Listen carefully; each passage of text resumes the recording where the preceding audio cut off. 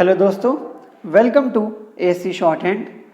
आज की इस वीडियो में हम रामधारी गुप्ता खंड 2 के प्रतिलेखन संख्या 13 का डिक्टेशन लेंगे। इस डिक्टेशन को हम 2 स्पीड में लेंगे, 80 वर्ड पर मिनट और 100 वर्ड पर मिनट। अगर आपको किसी भी शब्द की आउटलाइन बनाने में दिक्कत आती है तो उस शब्द की आउटलाइन आपको उसी के ठीक नीचे मिल जाएगी।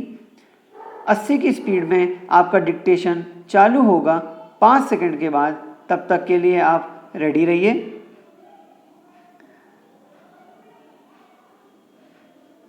स्टार्ट।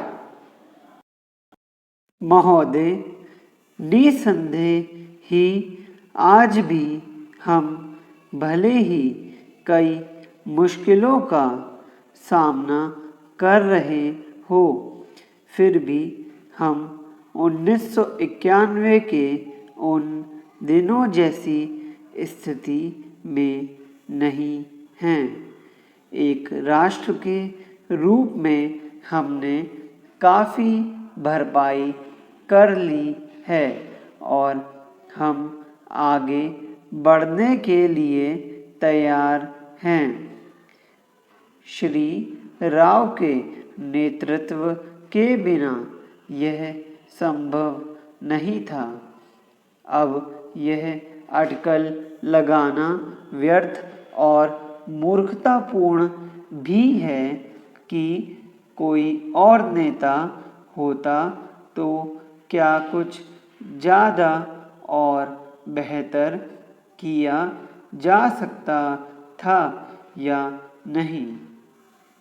तथ्य यह है कि वही नेता थे जिनके कारण हम एक ऐसी स्थिति तक पहुंच गए हैं जो देश और उसकी तरक्की के लिए निरापद हैं। हम जिस अवधि से गुजरे हैं वह बहुत मुश्किल और हलचलपूर्ण थी।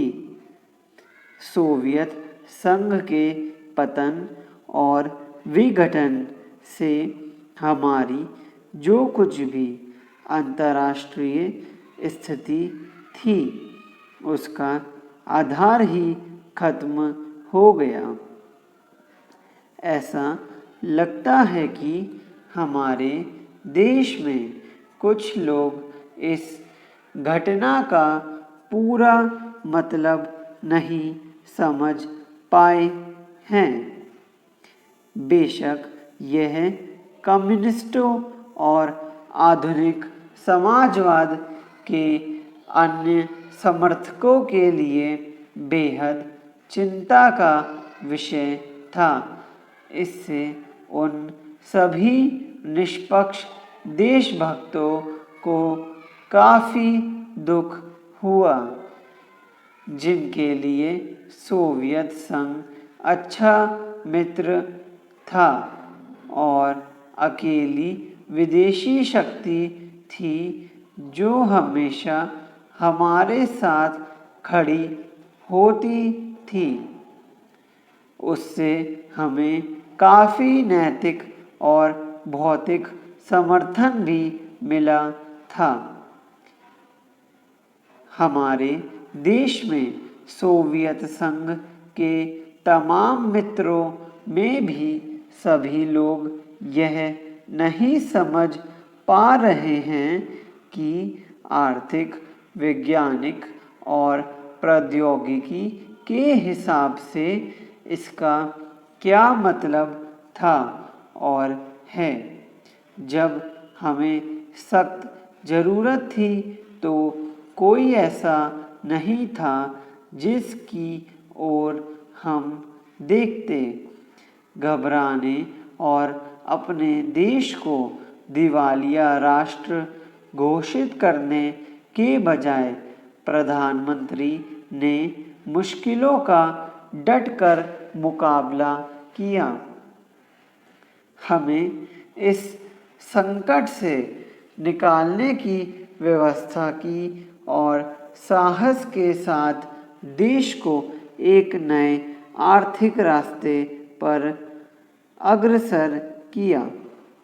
कांग्रेस ने अपने चुनाव घोषणा पत्र में इसकी मोटी रूपरेखा न बना ली होती तो बेशक यह संभव न हो पाता। इस घोषणा पत्र के मुख्य निर्माता स्वयं राजीव गांधी थे और इसे तैयार करने में श्री राव उनके मुख्य सहायक थे। देश को संकट से उबारने और नए आर्थिक रास्ते पर ले जाने में बेशक मनमोहन सिंह की देशभक्ति, विद्वता और ख्याति महत्वपूर्ण कारण थे। नई आर्थिक नीति जनता के हित में नहीं है। इस काल्पनिक तथ्य को लेकर काफ़ी हंगामा मचाया जा रहा है। इसके उलट अगर उसे अपेक्षित ढंग से लागू नहीं किया जा रहा है तो इसकी वजह यह है कि जनता के नाम पर हर तरह की आंशिक और कॉरपोरेट मांगें पूरी की जा रही हैं। प्रधानमंत्री ने दो महत्वपूर्ण तरीकों से नई आर्थिक नीतियां बनाने में अपना योगदान दिया है। सबसे पहले तो उन्होंने नई नीति लागू करने के लिए मध्यम मार्ग अपनाने पर जोर दिया है। नए आर्थिक कार्यक्रम को लागू करने में उन्होंने जो दूसरा महत्वपूर्ण योगदान किया है वह है इसके पक्ष में राष्ट्रीय सहमति बनाना। स्टॉप। दोस्तों, इसी डिक्टेशन को अब हम 100 वर्ड पर मिनट की स्पीड से लेंगे और आपका समय चालू होगा 5 सेकंड के बाद। तब तक के लिए आप रेडी रहिए।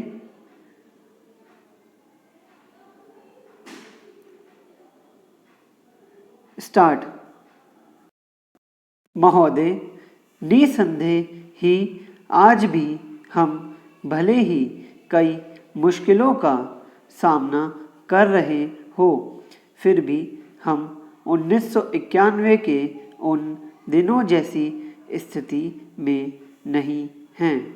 एक राष्ट्र के रूप में हमने काफ़ी भरपाई कर ली है और हम आगे बढ़ने के लिए तैयार हैं।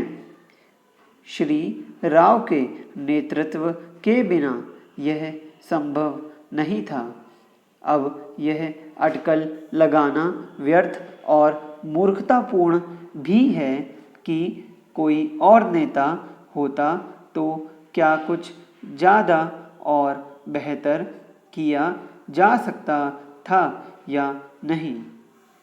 तथ्य यह है कि वही नेता थे जिनके कारण हम एक ऐसी स्थिति तक पहुंच गए हैं जो देश और उसकी तरक्की के लिए निरापद हैं।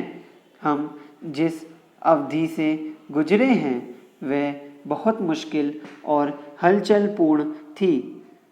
सोवियत संघ के पतन और विघटन से हमारी जो कुछ भी अंतर्राष्ट्रीय स्थिति थी उसका आधार ही खत्म हो गया।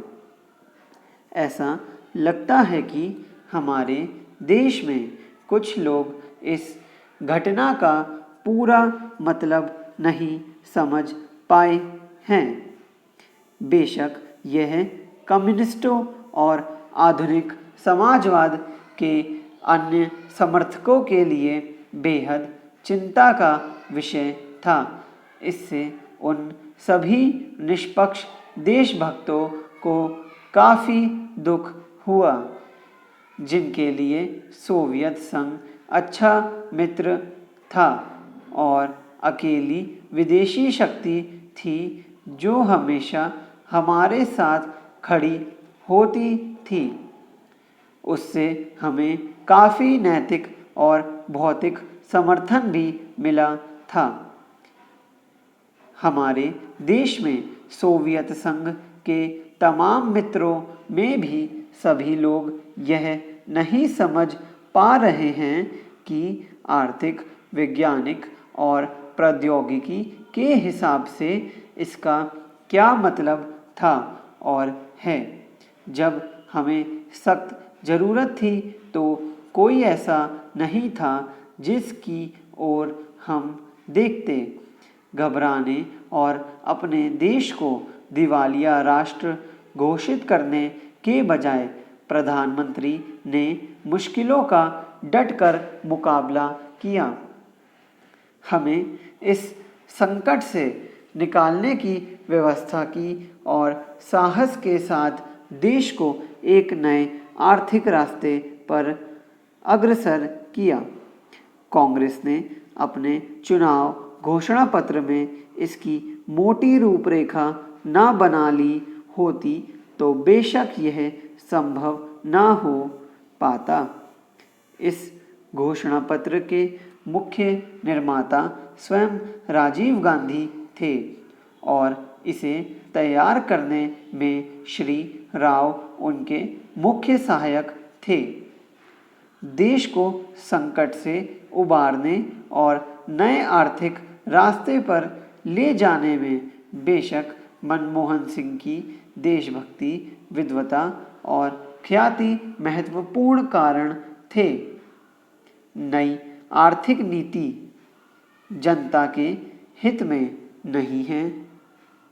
इस काल्पनिक तथ्य को लेकर काफ़ी हंगामा मचाया जा रहा है।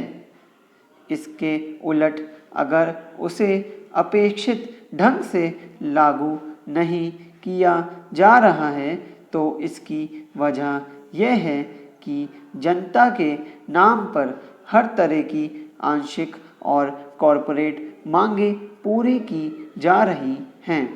प्रधानमंत्री ने दो महत्वपूर्ण तरीकों से नई आर्थिक नीतियां बनाने में अपना योगदान दिया है। सबसे पहले तो उन्होंने नई नीति लागू करने के लिए मध्यम मार्ग अपनाने पर जोर दिया है। नए आर्थिक कार्यक्रम को लागू करने में उन्होंने जो दूसरा महत्वपूर्ण योगदान किया है वह है इसके पक्ष में राष्ट्रीय सहमति बनाना। स्टॉप।